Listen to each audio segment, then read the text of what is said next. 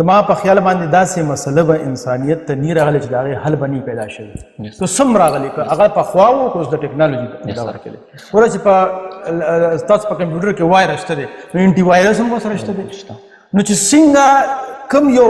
پرابلم چې د هغې خو مونږ زړه ډېر تنګ کړو مونږ وایي چې بس ډسپرین ګولۍ مونږ واچولې چې بس د سر دړم ښه شوی زمونږ دغه مزاج دی نه کلونه خلک اخلي لکه لس کاله 15 کاله دا خلکو چې دا جیلونه تېر کړي دي د 13 کاله تېر کړي نو دا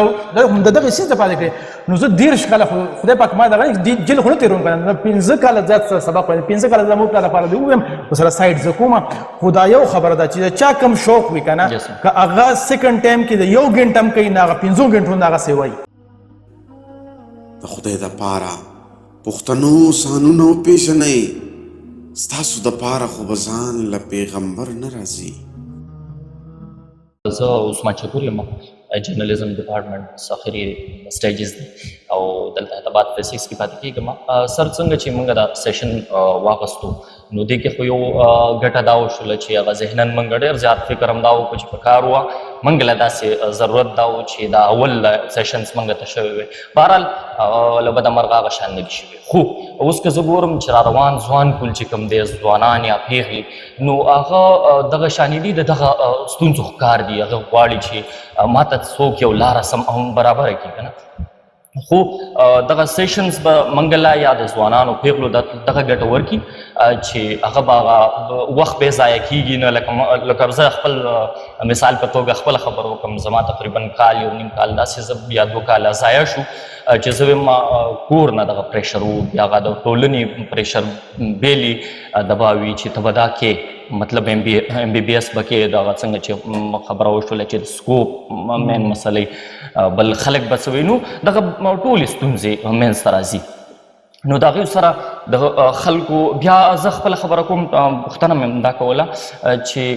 څنګه به کېږي چې زه غواړم چې زه ایم بی بي ایس نه کوم خو د هغه دباو ښکار شم او زه وایم چې زه به ستاسو دپاره ایم بی بي ایس وکړم د پلاري که موري که بیا ورور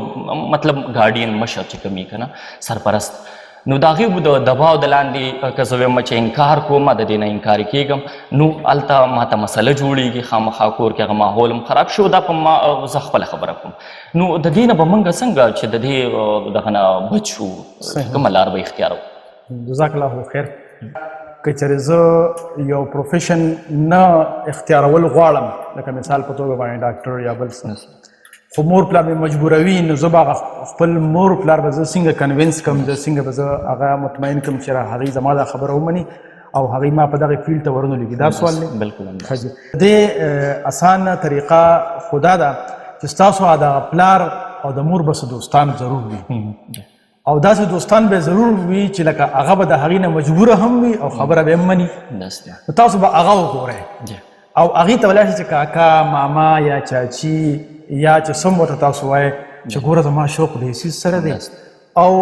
بابا مې خو دا وایي چې تاسو دا جوړ شئ نو ګوره دونه خلک تاسو به ټیک ټاک وایئ دونه خلک دا پلاني زه پیژنم هغې دغه ډاکټران جوړ شوي دي نن چا پکې سیسس وکړو چا پکې څه بل څه وکړو نوم ورسره ډاکټر لګېدلی دی نو چې ته سیسس کړه ډاکټري ولې کوله نو هغه دغه لاین ته راغلی او بعضې خلک داسې وي چې ډاکټري یې خو کړې ده خو څوک بزنس کوي څوک بل څه کوي نو هغه په خپل ژوند کې هغه شانتې نه انجوی کوي او سما به زما هم دغه شانتې ژوند دی نو زه خو به دې دپاره د شپږ اووه کاله ولګوم خو وروستو ژوند کې به بیا زه لکه خفه یم نو تاسو به مهرباني وکړئ زما دا والد صاحب یا زما دا مور بیبي دا به چې کوم دی لږه کنوینس کړئ نو هغې ته به خبره وکړئ او هغې به باندې به محنت وکړئ نو هغې به لاړ شي او هغې به پوه کړي کله کله زمونږ مور پلار زمونږ خبره کو ټیک وي او کو غلط وي هغه باندې دونه دغه نه کوي څومره چې د خپل ملګري په خبره باندې کوي یا د هغه چې کوم بعض اوقات د هغې د په خاندان کې یو مشر وي د هغې باندې تاسو به هغه وګورئ او د هغې په ترو باندې به دې مطمئن کړئ که بیا هم ونه شوله نو تاسو به ریسرچ کوئ په خپل چارپیرچل کې به داسې د هغې پروفیشن خلک راوچتوئ د هغې ژوند به ګورئ نن سبا خو یوټیوب دی فیسبوک دی هغې به خپل څه نه څه دغه ژوند به ښودلی وي په دې بهر ملکونو کې دا یو طریقه ده چې هغې وایي چې کاش چې په 20 کالو کې ماته دا پته وي نو زه به ما دونه نقصان نه وکړي د جیک ما ویډیو ما لاست ټایم کتله نو هغه وایي که زه د 25 ایئرز کې په 25 سال کې ماته دا پته وي دا غلطیانې ما نه وې کړې. نو دغه شانتې بعضې خلکو دا خپل ویلې وي چې ما دا غلطي کړې ده نن زه افسوس کوم. نو هغې باندې به ریسرچ وکړې نو هغې کې چې کومه ناکامه خلک وي او افسوس کوي ابر اوچت کې هغه به دغه دوست ته وموښایې د مور پلار ته به وښایې چې بهی ګوره دی سبا افسوس کوي سبا به زه افسوس کوم. او تاسو به زه یو پریکټیکل اگزامپل درکړم. جیک ما یو کتاب لیکلی دی د پاور آف فوکس. هغې کې هغه لیکلي چې په امریکا کې زما هم په دې باندې زما سیشن کېده په ګول سیټینګ باندې وي ما سره په سیشن کې یو ډینټسټ وي هغه ووی چې هلته هم دا مسله چې ما د مور د وجې نه زه ډاکټر جوړ شوی ما نو یو ځل ما ډرلینګ کولو چې ډرلینګ کولو نو لکه 2 लाख روپۍ زه جرمانه شوی 2 लाख ډالر زه جرمانه شوی ما هغه ډرلینګ غلط کړو. وجه دا چې زما شوق نو هغې کې زما هغه څیزونه نه ډیولپ کېدل نو هلته خو په وړو وړو څیزونو باندې جرمانې هم ډېرې وي نو زه جرمانه شوی وم. نو داسې به تاسو خپل چارپیچر کې داسې سټوریز وګورئ او هغه به د مور پلار ته وښایي هغه دوستانو ته وښایي امید دی چې مطمئن به شي. که بیا هم مطمئن نه شو دا چې ژوند په ځان باندې نه تنګو دا 4-5 کاله به خیر د مور پلار دپاره دغه کړو خو بیا به د هغې سره سره لکه چې مونږ نه مرو او نه رغېږو چې په داسې په دیکو یې پاس کوو اب هم کوو او ورسره به هغه خپل پیشن مطابق سبق هم وایو. لکه تاسو به ډېر خلک داسې لیدلي وي چې زموږ پلار دپاره MBBS کوي ما لیدلي دي او ورسره لا یې کوله MBBS وکړو بیا لا یې شو وکالت کوي بیا چا CSS وکړو چا بل څه وکړو ټیک ته مور او پلار تاسو دپاره مې دا وکړل خو زه اوس دا کوم بیا ورسره کله کله هغې ومني. نو دویمه طریقه ده چې کو بل لاره دې نه وي نو هغې خیر دی داسې ډایرکټ مه خفه کوه بیا دغه طریقه ورسره وکړه نو دې کې به ستا هغه کار لږ لیټ شي خو انشاءالله وبه شي مرام ته ورسي انشاءالله. ډېر زیات ریل سټوري ایگزامپل عثمان صاحب جی جی یو مثلا دلته کې مذکور اصل نو دې سعد نوم دی یو هلک دی د شیخ کلي دی دې چې اوس رام شي دا سعد هلک په میټرک کې عثمان پوزیشن هولډر او ټاپ 20 پوزیشن هولډر کې راغلی دی. هغه ته پلار وي چې ته مدرسې ته ځې پلار یې مولا و او هغه وایي نه زه اسلامي کالج کې راته اډمیشن په سکالرشپ میلاویږي زه به هلته ځم. خپلو کې کېناسته سلام الله خو پلار دې لیکل واخېسته چې زه ایف ایل اسلامي کالج ته لاړ شه خو د ایف ایل نه بعد به ته ځې مدرسې ته.